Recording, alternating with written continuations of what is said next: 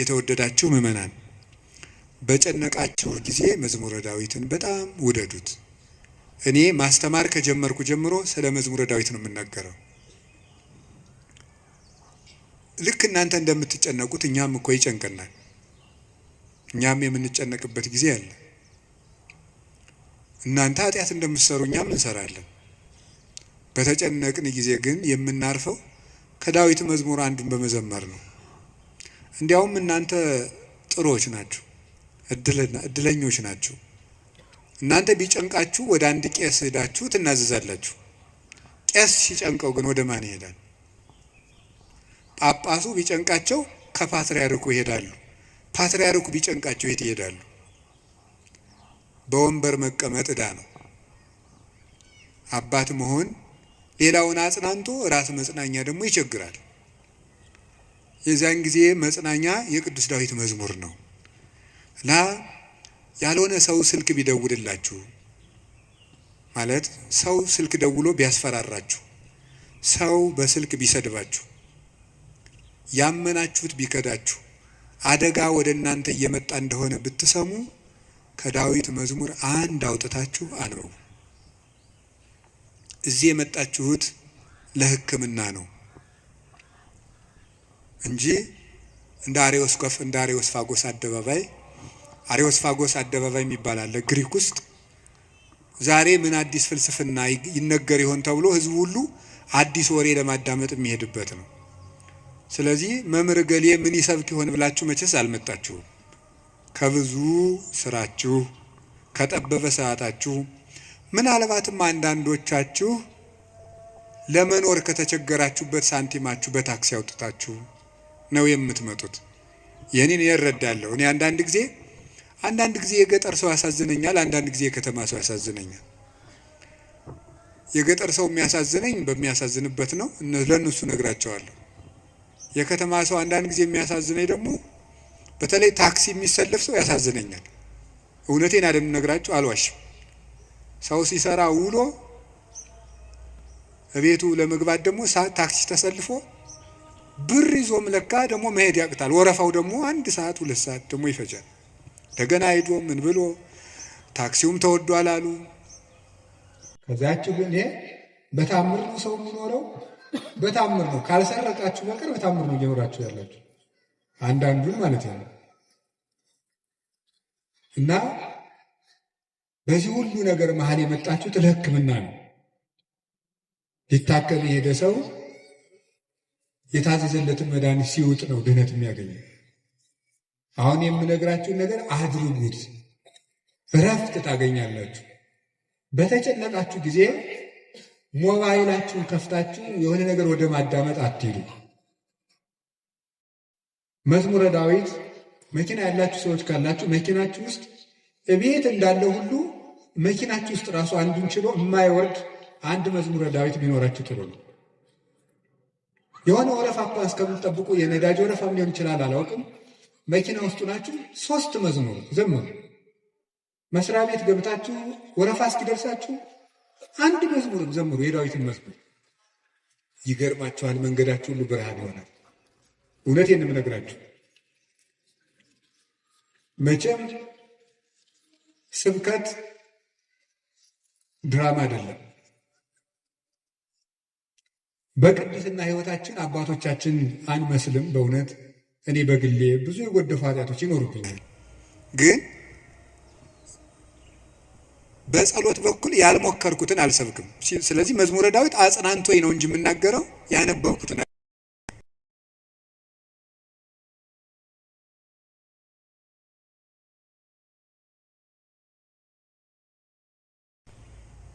እግዚአብሔር ክንድ ላይ እረፉ። ያን ደግሞ የሚሆነው መዝሙረ ዳዊት ስታነቡ ነው። ዘምሩ። የዳዊት ሲጨንቃችሁም መዝሙረ ዳዊት አነቡ፣ ደስ ሲላችሁም አንብቡ። እግዚአብሔር ደስ ሲለን እሱን ማስታወሳችንን ይፈትነናል። ሲከፋን አኩርፈን አለመውጣታችንን ይፈትነናል። ስለዚህ ሲከፋን እንዘምር፣ እሱ ግር እንገኝ። ምንድነው? ሴት በሚያስጨንቅ ስቃይ ትወልዳለች፣ ወልዳ ስትጨርስ ከባሏ እግር ትገኛለች ይላል። ኦሪት ዘፍጥረት ያለው አይደለም? በምጥ ወልደሽ በስቃይ ወልደሽ ፈቃድሽ ወደ ባልሽ ይሁን ያለ። በስቃይ ትወልዳለች፣ ወልዳ ስትጨርቅ ከባሏ ጋር ትውላለች። ይሄ ማለት አንዲት ነፍስ በመከራ ተጨንቃም ከሙሽራዋ ክርስቶስ እግር ነው መገኘት ያለባት። ትርጉሙ ይሄ ነው፣ መንፈሳዊ ትርጉሙ። የቅዱስ ዳዊት መዝሙር ደግሜ ነው የምነግራችሁ። አሁን ምናልባት እዚህ ቤተ ክርስቲያን ውስጥ ተመልሼ ብመጣና ባስተምር ሌላ ቀንም ስለ መዝሙረ ዳዊት ልናገር እችላለሁ። ቅዱስ ዮሐንስ አፈወርቅ ምን ይላል? ስብከት እንዳሻሽል ከፈለጋችሁ እናንተ ያለባችሁን ችግር አሻሽሉ ብሏል። እናንተ በተመሳሳይ ሁኔታ እየኖራችሁ ተመሳሳይ ርዕስ አትስበከን አትበሉኝ። ስለዚህ የእናንተ ሕይወት መጀመሪያ የነገርኳችሁን ችግር ከለቀቀ አሁን ደግሞ አዲስ ስብከት ይዤ እመጣለሁ ይላል። ስለዚህ በዚህ ዘመን ሩቅ ነገር ምንድነው ቢባል ተስፋ ነው። ተቆጥቼ መስበክን ያውን እየተውኩ መጥቻለሁ። ኑሮው ተቆጥቶት ይሄ ሰው ጦርነት ተቆጥቶት ምን እናርገው ብዬ ዝም ብዬ ተስፋ ነው የምነግራችሁ። እና ለተስፋ ደግሞ የቅዱስ ዳዊት መዝሙር ፍጹም መሰላል ነው። ምእመናን ፈትኑና ውቀሱኝ። ማታ አንድ መዝሙረ ዳዊት ድገሙ። ከመተኛታችሁ በፊት እንደው 1 ሰዓት 2 ሰዓት 3 ሰዓት በቃ ከስልካችሁ ፍሪ ዛሬ መዝሙረ ዳዊት አንብቡ። እግዚአብሔር ከእናንተ ጋር ይሆናል። ቅዱስ መቃርስ ምን ይል ነበር? ጌታዬና አምላኬ መጠጊያዬ ኢየሱስ ክርስቶስ ሆይ ይህንን ሌሊት የማድርበት ጉልበት የለኝም። ሌሊቱን እንዴት እንደማድር አንተ ታውቃለህ። አንተ ከኔ ጋር ሁን፣ በፈቃድህ አሳድረኝ ብሎ ይጸልይ ነበር። ስለዚህ የቅዱስ ዳዊትን መዝሙር ጸለያችሁ አንብባችሁ ተኙ። ማለዳችሁን እግዚአብሔር ማታውን የቀደሰ ሰው ማለዳውን ይቀድሳል። ማታችንን ካበላሸ ነው ማለዳችንም ይበላሻል። ማለዳችን ከተበላሸም ማታችን ይበላሻል። ማለዳም በመዝሙረ ዳዊት እንጀምር ሲሆን አንዳንድ መዝሙራትን በቃላችሁ አጥኑ። ስንት ነገር ተሸመድዶ የለ እንዴ? ሐሜት እኮ አሁን ስንት ሰው ያውቃል። ሰው እኔ እንደው አንዳንድ ጊዜ ይገርመኛል። ሰው ወሬ እንዴት አድርጎ እንደሚይዝና ቃለ እግዚአብሔር አጥና ሲሉት ግን ወራ ይዘው ሐሜት ግን በ5 ደቂቃ ስንት ሐሜት ይሸመድዳል። አጥኑ መዝሙረ ዳዊት መጠጊያችሁን እግዚአብሔር አድርጉ እና ቅዱስ ዳዊት በረከተ እግዚአብሔር የሞላበት ፍጹም የፍቅር ሰው ነበረ። ሰውንና እግዚአብሔርን ይወድ ነበር እላችኋለሁ። የቅዱስ ዳዊት በረከቱና ረድኤቱ አሸናፊነቱ ጭምር ከሁላችን ጋር ይሁን። ቅዱስ ዳዊት ጠላቶቹ ሁሉ ተሸንፈውለት እረፍት ካገኘ በኋላ የዘመረው መዝሙር ነው ይባላል። መዝሙር 17 ጠላቶቹ ሁሉ አርፈውለት የዘመረው መዝሙር ነው ይላል። በእኛም ላይ የሚነሳብን ነገር ሁሉ እግዚአብሔር ያሳርፍልን፣ እረፍት ይስጠን መድኃኔዓለም። ስለዚህ ምን አለ? አቤቱ ጉልበቴ ሆይ ተናገሩ እንጂ በሉ ሁላችሁ። እኔን መሰላችሁ እንዴ? እግዚአብሔርን እኮ ነው በሉ። እሺ አቤቱ ጉልበቴ ሆይ በሉ። እሺ ማን ነው እንደዛ የሚለው? እግዚአብሔርን። በጣም የሚያስደንቅ ነገር ነው። እኔ እንግዲህ 3-4 ነጥቦችን ልንገራችሁ። እግዚአብሔር ለምንድን ነው ጉልበት የሚባለው የሚለውን ለምነግራችሁ። አፈቅረክ እግዚኦ በኃይሌ ኃይልን ስላደረክልኝ አመሰግንሃለሁ ነው የሚለው። ኃይልን ስላደረክልኝ አመሰግንሃለሁ። ግዕዙ እንደዛ ብሎ ይፈታዋል። አንድምታችን አንድም ስላደረክልኝ ኃይል አመሰግንሃለሁ፣ አንድም ኃይልን የምታደርግልኝ ነህና አመሰግንሃለሁ። ያለፈውንም የሚመጣውን እስካሁን ኃይልን ስላደረክልኝ አመሰግንሃለሁ፣ ነገም ኃይልን ስለምታደርግልኝ ቀድሜ አመሰግንሃለሁ። ሲናገር እግዚአብሔር ኃይሌ ወፀወኔ ወመዳኔ እግዚአብሔር ኃይሌ፣ እግዚአብሔር መጠጊያዬ፣ እግዚአብሔር መድኃኒቴ ነው ይላል። እግዚአብሔር ኃይሌ ነው፣ እግዚአብሔር መጠጊያዬ አምባዬ ነው፣ እግዚአብሔር መድኃኒቴ ነው። ሊቃውንት ሲፈቱት እግዚአብሔር ብዋጋ ማሸነፊያዬ ጋሻዬ ብሸሽ መጠጊያዬ ነው ይላል። ሰልፍ በመጣ ጊዜ ድል የምነሳበት እሱ ነው። በሸሸው ጊዜ የማመልጥበት መጠጊያ እሱ ነው። የሚያድነኝም እሱ ነው የሚለውን ሊቃውንት ሲተረጉሙት የማያድን አምባ አለና ይላሉ። የማያድን አምባ አለና እግዚአብሔር ግን የሚያድን አምባ ነው ይላል። ብዙ ሰዎች የተጠጉበት አምባ ሁሉ አላዳናቸውም። አይታችሁ እንደሆነ ማለት ነው። እየሰማችሁ ነው? አዎ። የተጠጉበት አምባ ሁሉ አላዳናቸውም። እንዲያው ብዙ ሰዎችን ሰው ሲያሰቃዩ የነበሩ ነገስታትን ሁሉ አንዳንድ ጊዜ ነገስታትን፣ ኃያላን ሰዎች፣ ንፉግ ባለጸጎች እነዚያን ሁሉ ታሪክ እንደ ቁጭ ብዬ ሳስበው ብዙዎቹ ያ ነገራቸው እንዳጠፋቸው ነው የምታዩት። ጉድጓድ ውስጥ ከተማ ሰርተው የሚኖሩትን ሁሉ መርምሮ አውጥቶ አንጠልጥሎ የሚገል ጥሎባቸዋል። ሁሉንም ማለት ነው። የማያድን አምባ አለና 100 ኪሎ ሜትር የምድር ውስጥ ከተማ ቢሰራ አንድ ሰው አይድንም። እግዚአብሔር ፊት ከሆነ ግን መሃል ላይ እዚህ መሃል ከተማ ላይ ምንም አይሆንም። በህዝብ መሃል ተሰውሮ ምንም አይሆንም። ዛሬ አቡነ ገብረ መንፈስ ቅዱስ ናቸው እንደምታውቁት። አቡነ ገብረ መንፈስ ቅዱስን አንዱ መነኩሴ ሂድና ጾም እንዲህ ያለ ቤተክርስቲያን ቅዳሴ ቀድሰና አሉት። አይ እንዴት አድርጎ ይሆናል? መነኩሴው በአብይ ጾም ከተማ ለከተማ እየዞረ ይሉኛል አሉ። ምእመናን ከባዶች ናቸው እኮ ለማማት አይደለም። እኔ ግን ምእመናን አንድ ነገር መናገር እፈልጋለሁ። እሱ ምንድነው? እኔ አሁን እግዚአብሔር ጸሎታችን አልሰማን ያለም ይመስለን በካህናት ላይ ያላችሁ እምነት እየቀነሰ ስለመጣ ነው። እውነት ነው፣ እኛ ኃጢአት እንሰራለን። ግን ኃጢአታችን ለራሳችን ትታችሁት እናንተ በእግዚአብሔር ብታምኑ ትጠቀሙ ነበር። ግን ነውር ለቃሚ ሆናችኋል። ከዚያ የተነሳ አትጠቀሙ። እኔ አሁን ሰሞኑን አይቻለሁ። የሄድኩበት ሀገር ገብቶ ይቀድሳል። ቀድሶ ሲወጣ ሲጋራ እያጨሰ ነው የሚሄድ ቄሱ። አሁን የኢትዮጵያ ካህናት ይሄን ብታየው አትሰቅሉንም? መሀል ከተማ ላይ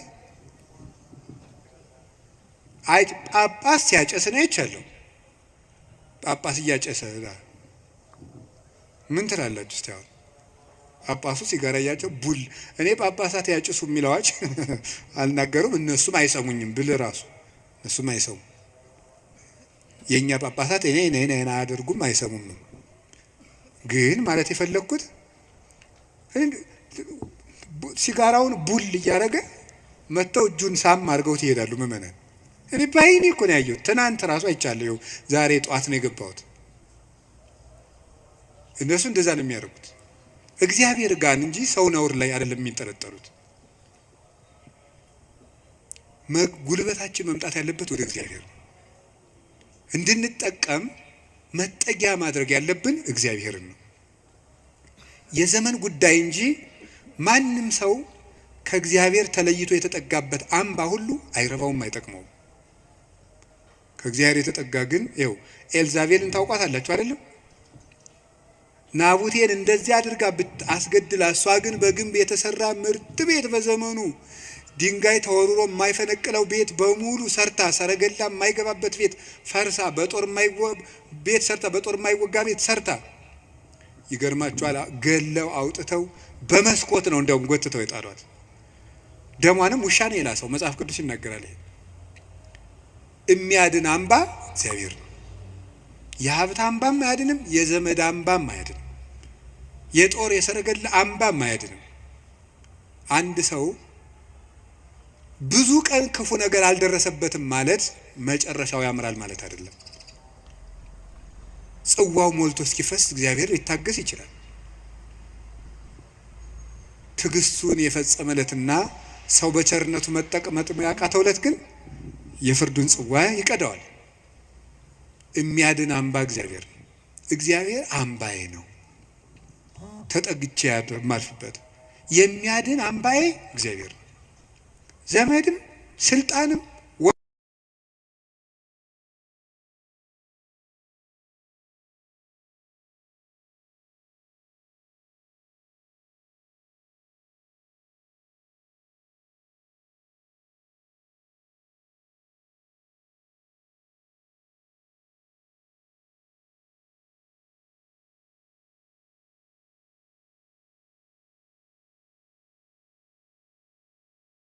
ረዳቴ ነው ሲል እውነተኛ ረዳት ማለት ምን ማለት ነው? እውነተኛ ረዳት ለምሳሌ አሁን ሰው እንጀራ አብልቶ እያበላ ብር ሰጥቶ ብር የሰጠውን ሰውዬ ቪዲዮ ይቀርጻል። ልብስ አልብሶ ቪዲዮ ይቀርጻል። አሁን ደግሞ በእነዚያ ሰዎች ላይም አትፍረዱ።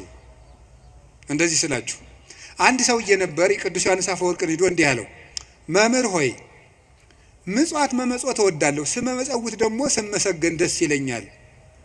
ስለዚህ ውዳሴ ከንቱ ካለበት ጽድቁ አይጠቅመኝም ማለት ነው። ምጽዋቱን ልተወው ትላለህ ወይስ እንዴት ታላድርግ አለው። ተወው አለው። አይ ምጽዋቱን ተወው ካልከኝ ማን ነው ውዳሴ ከንቱን ተወው ካልከኝ ምጽዋቱን ምተዋለሁ አለው። በል እንግዲህ ከነ ውዳሴ ከንቱ መጹት አለው። ምክንያቱም ሰው አዝመራ ዘርቶ ምንም ባይጠብቀው ለእሸት ያህል ጥቂት አያጣም። አንተም ከነ ውዳሴ ከንቱ ስጥ ዝም ብለህ እግዚአብሔር በረዴቱ ዋጋ አይነሳህም ማለት። ስለዚህ እገሌ መመስገን ፈልጓል አትበሉ። ይፈልግ፣ እኛ ምን አገባን? ይፈልግ ማለት የፈለኩት ግን እውነተኛ ረዳት የተባለው በመርዳቱ የማይመካ እግዚአብሔር ነው። በመርዳቱ አይመካም። ገብቷችኋል አይደል? አንዳንድ ሰው ሱሪ ገዝቶ አቀማመጣችሁን ሁሉ ኦዲት ማድረግ ይጀምራል። ሱሪ ከገዛላችሁ አንተ ጭቃ ላይ ለምትቀመጥ ምን ሱሪቱን እያየ ነው እሱ ስለገዛ ሊል ይችላል። እኔ አላየው እንደዛ የሚያደርግ ሰው አይቻላል። እንደሱ ነው የምታደርገው የሚል ማለት ነው። በይፋ መከራ የሚያለው እውነት የሚመጻደቅ እንረጋጋ። በማን ላይ ነው ለዚህ የበቃል? አናውቅህም፣ ውሃ ቀቅለህ የምታድር አልነበርክም የሚል ሰዋል። እንደዚህ ጠቅ የሚያደርግ በነገር መልስ እግዚአብሔር እንደዚያ ባሽሙር አይወጋም ሰጠው ብሎ እውነተኛ ረዳቴ ነው ያለው እሱ። እግዚአብሔር ሳይሰለች ይረዳል። ሁልጊዜ ነው የሚረዳው። እግዚአብሔር ምንድን ነው የምትሉት? አንኮንዲሽናል ላቭ ነው የምትሉት መሰለኝ አሉ። የእግዚአብሔር ፍቅር ሁኔታ የለውም ማለት ነው። ጥሩ ሰው በሆንኩ ቀን የረዳኝ እግዚአብሔር በረከስኩ ቀን አይተወኝም። ስለዚህ እግዚአብሔር እውነተኛ ረዳት ነው። ሰው ግን ቀን የጣለለት ጥሎ ይሄዳል። እግዚአብሔር እውነተኛ ረዳት ነው። ሁሉ ነገር ሲያልቅ ብቻችን ስንቀር አብሮን የሚቆም እሱ ነው። የእግዚአብሔር ሰዎች እግዚአብሔር እውነተኛ ረዳት ነው ማለት እሱ መርጦ አይረዳም። እግዚአብሔር አሽቃብጡልኝ አይልም።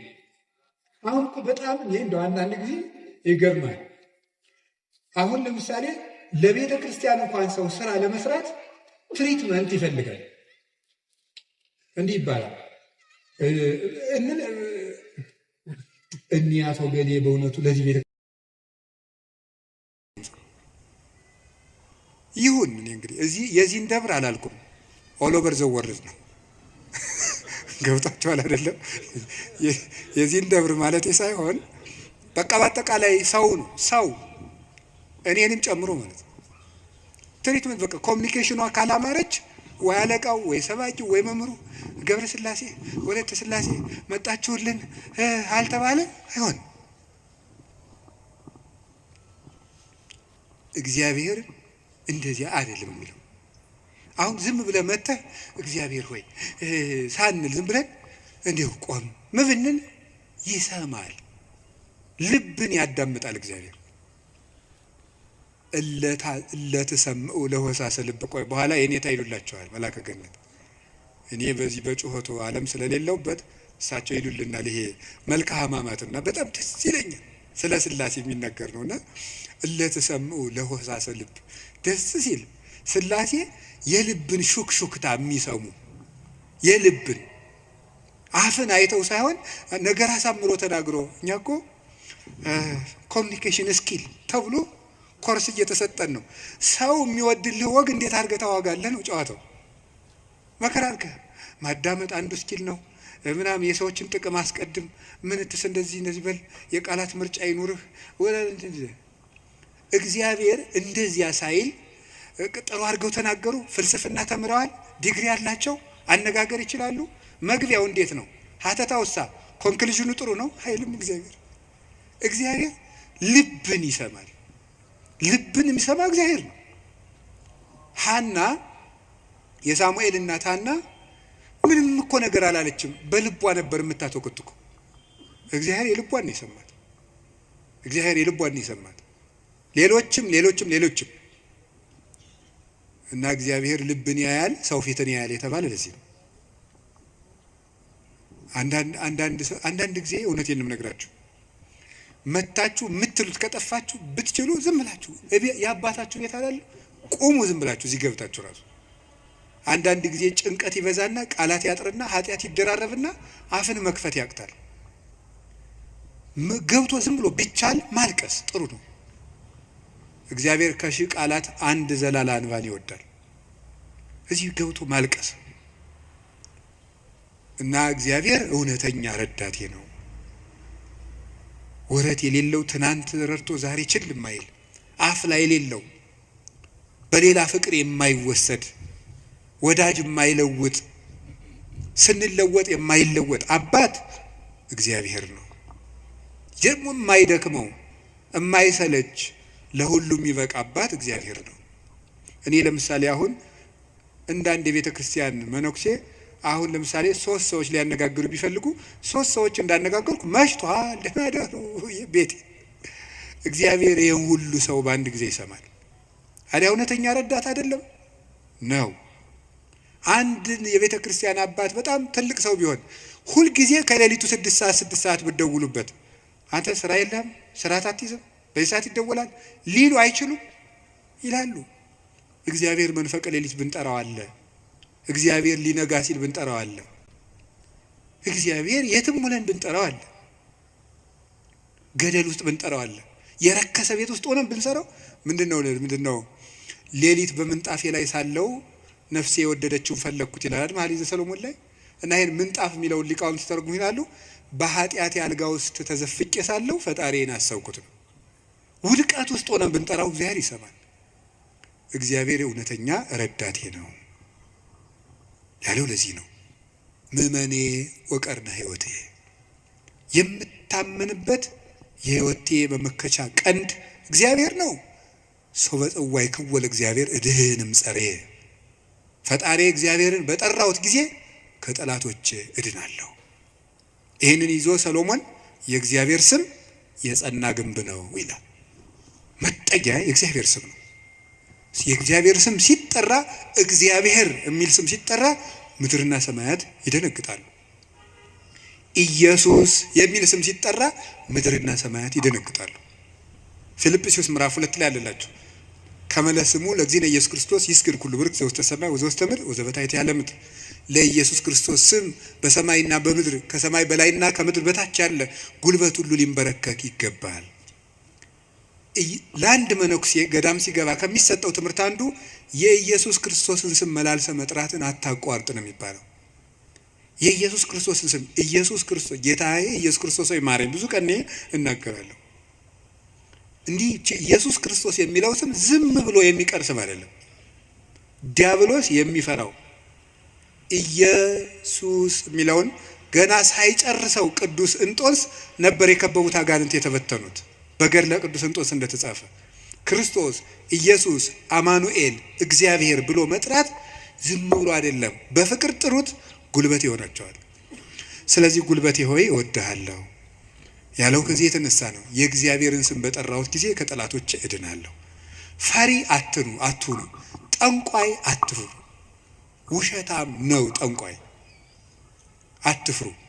ምናልባት እደግምባችኋለሁ ምናምን ቢል ምንም አትፍሩ። አሁን ይሄ ድሮማ ምን ያደርገ ይሄ ጠንቋዩ ሁሉ ጨው በቂጣ ቅቤና በርበሬ አንድ ላይ ሆኖ በገጠር በነገራችሁ ላይ ጨው የሚባል በርበሬ ነው እና በጣም ይገርማል። እና በጨው እንጀራ በላው ካልክ ሳልት አይደለም እንትን ነው በርበሬ ነው። እና በጨውና በቅቤ ተቀብቶ ቂጣ ያንን ያዞሩና አጋንንቱ ምናምን ብለው ደጋሞ ቱቱቱቱ ብለው መንገድ ላይ በቃ እያማተበ መብላት ቄስ ተማሪ ተመስገን ይላል። በስመ አብ ወወልድ ወመንፈስ ቅዱስ ግጥም አድርጎ ነው። የሰይጣን እንጀራ የለውም። ማን አባቱ ነው ለሰይጣን እንጀራ የሰጠው? ይቅርፋት አምዳ ምንም የለውም። ማምላክ ሰይጣን ደግሞ የት አባቱ ነው እንጀራ ያለው? ደግሞ እሱ መቼ ቆፈረውን መቼ የፈጠረውን እንጀራ ነው። እንጀራን ለሰይጣን አትስጡ። ምንም ለምንም አትስጡ። አትደንግዱ። በእስራኤል ላይ ጥንቆላ በያዕቆብ ላይ ሟርት አይሰራም አይደለም ነው የእግዚአብሔር መጽሐፍ እንደዚህ ነው። የእግዚአብሔር ስም የጸና ግንብ ነው። እኔ ሁል ጊዜ እናገራለሁ። የካህናት ስልጣን አስተጥም እናገራለሁ።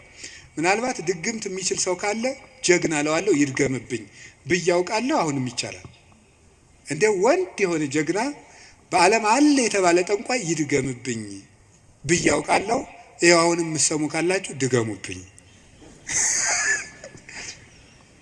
እኔ በጌታችን በመድኃኒታችን በኢየሱስ ክርስቶስ ስም ፍጹም አምናለሁ። ምግባሬ ከሰው ድሃ ልሆን ይችላል። በክርስቶስ ስም ግን ቀልድ የለም። ስሙን በስመ አብ ወወልድ ወመንፈስ ቅዱስ በጠራሁት ጊዜ ውዬ ባድር አንዳች እንደማይዞረኝ አምናለሁ። እውነቴን ልነግራችሁ። አሁን እኔ ሰው በጫማ ይደገምበታል በምናምን ይችላል።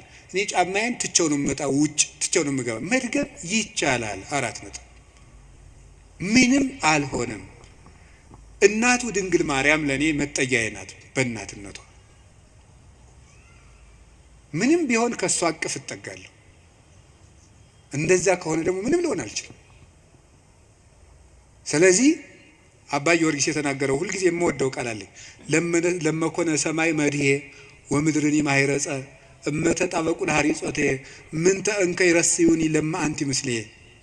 ሰማይ መጅ ምድር ወፍጮ ሆኖ አጣብቀው ቢፈጭኝ አንቺ ከኔ ጋር ከሆንሽ ምን እሆናለሁ?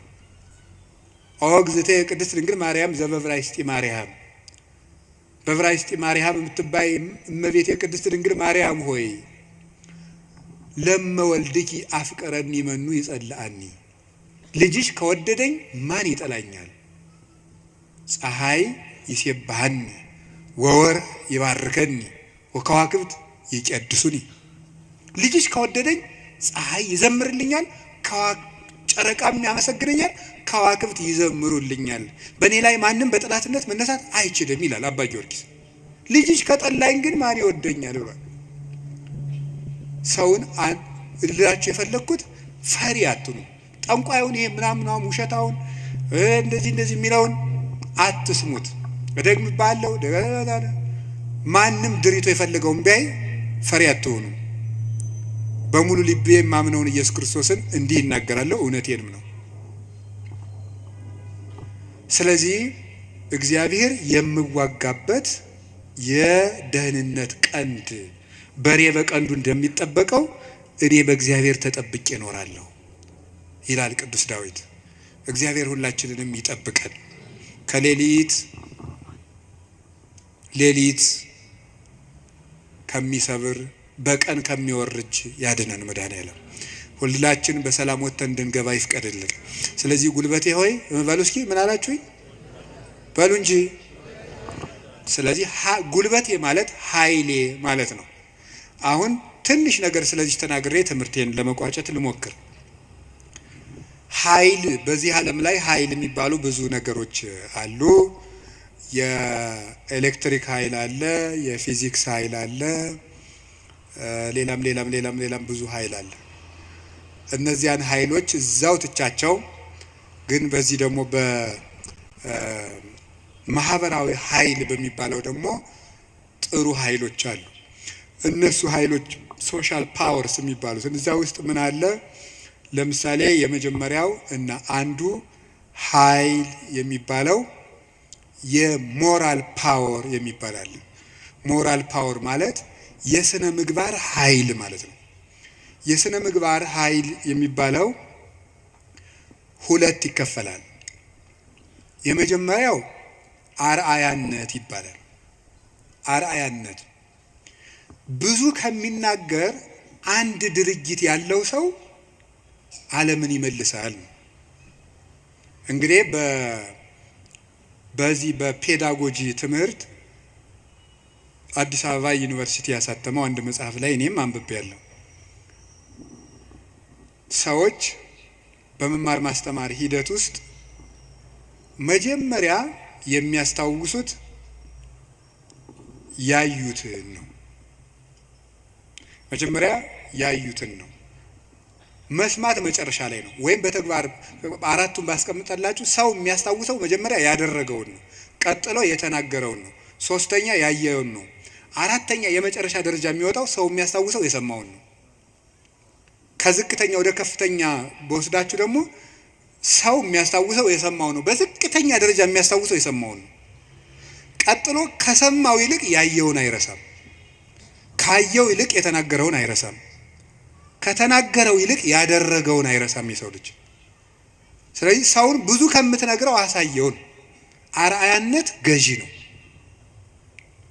እና በዓለም ላይ ትልቅ ተጽዕኖ አሳዳሪ ሀያላን ሰዎች የሚባሉት የሚያደርጉ ሰዎች ናቸው። በአርአያነት የሚያደርጉ የሚያስገድዱ ሰዎች ለጥቂት ቀን ሰው ፈርቶ ያገለግላቸዋል። አርአያ የሚሆኑ ሰዎች ግን የሰውን ልብ ሳይዋጉ ይገዛሉ ይባላል። አርአያ የሚሆኑ ሰዎች ዓለሙ ሁሉ ለምሳሌ አንድ ነገር እንገራችሁ። ቅዱስ እንጦንስን ታውቁታላችሁ አይደል? ቅዱስ እንጦንስ ግብጽ ሲገባ አንድ መነኩሴ ነው። አሁን በኢትዮጵያ ብቻ ስንት 2000-3000 ገዳማት አይኖርም? ኢትዮጵያ ብቻ ለምሳሌ እኔ የምኖርበት ገዳም ብቻ 300 መነኩሴ አለ። ስለዚህ ምን ማለት ነው ተመልከታችሁ። አንድ እንጦንስ አልተዋጋም። የፈላስፎች የንግግር ጥበብ የለውም። ስብከት አልሰበከም። በኑሮው ግን የግሪክ ፈላስፎችን ሁሉ ወደ በረሃ እየጠራ መነኩሴ ያደረጋቸው። የአርአያነት ኃይል ከንግግር ኃይልም ከጦርነት ኃይልም ይበልጣል ይባላል። በዛውም እንግዲህ ቢሮ የምትሰሩ ሰዎች ካላችሁ ሰውን ከምትቀጡት ይልቅ አርአያ ብትሆኑት ሰው ሁሉ ይገዛላችኋል ነው። ሰዓት ማታከብሪ ወዮልሽ፣ ሰዓት ማታከብር ወዮልህ ከማለት እርስዎ ሰዓት ቢያከብሩ ሰው ሁሉ ሰዓት ያከብራል እንደ ማለት ያለ ነው። አንድ ሁለተኛ ደግሞ ሪኒዋል ፓወር የሚባለው የመታደስ ኃይል ነው፣ ወይም የንስሐ ኃይል ነው። ኃይል የሚባለው ንስሐ ገብቶ የመለወጥ ኃይል። ከክፋት የተመለሱ ሰዎች በዓለም ላይ ተጽዕኖ የማሳደር ኃይል አላቸው። ለምሳሌ ቅዱስ ጳውሎስ ምንድን ነው የሚለው? ዘአነ ቀዳሚ ሆሙ ለኃጥአን አይደል የሚለው? እኔ መጀመሪያቸው የምሆን ኃጥአንን ከኔ ጀምሮ የእግዚአብሔር ፈቃድ ለሰዎች ሁሉ እንዲድኑ ነው ነበር ያለው። ስለዚህ ንስሐ የገቡ ሰዎች በዓለም ላይ ተጽዕኖ ይፈጥራሉ። ቅዱስ ጳውሎስ የመጀመሪያው፣ ቅዱስ ጴጥሮስ፣ ማርያም ግብፃዊት፣ ሙሴ ጸሊም የግብፅ ገዳማትን በሙሉ መዓዛው በሙሉ ያወዳል። ቅዱስ ዳዊት የንስሐ ሰው ነው። ሰሎሞን የንስሐ ሰው ነው። ንስሐ የገቡ ሰዎች ኃይል አላቸው። እግዚአብሔር እንዲያውም እንደተነሳ የሚወደው የለም። በሉቃስ ወንጌል ምዕራፍ 15 እንደተጻፈ ካልበደሉ ጻድቃን ከ99 ነገደ መላእክት ይልቅ ንስሐ በሚገባ አንድ ኃጢአተኛ በሰማይ መላእክት ደስታ ይደረጋል ተብሎ እንደተጻፈ። ስለዚህ ንስሐ ኃይል አለው።